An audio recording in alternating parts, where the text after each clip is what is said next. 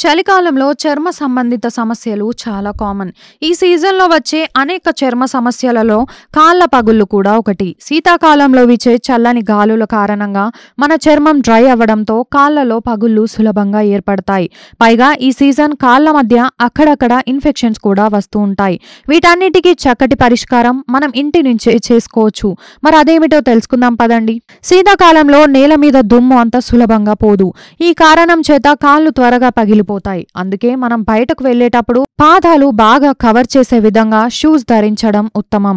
ఇక రోజు పడుకునేటప్పుడు కాళ్లను శుభ్రంగా కడుక్కొని మాయిశ్చరైజర్ వంటివి రాసుకోవడం మర్చిపోకూడదు.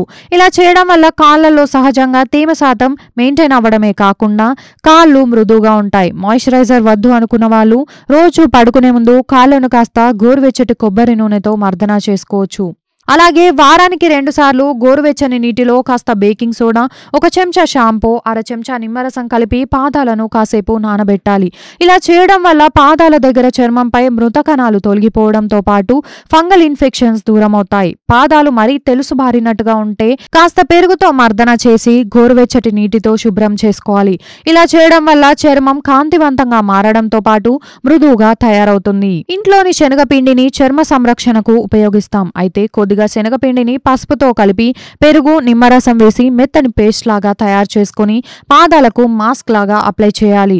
20 నిమిషాల తర్వాత గోరువెచ్చని నీటితో శుభ్రం చేయాలి. ఇలా చేస్తే అందమైన ఆరోగ్యమైన పాదాలు మీ సొంతమవుతాయి. ఈ వీడియో కనుక మీకు నచ్చినట్లయితే లైక్, షేర్ అండ్ సబ్స్క్రైబ్.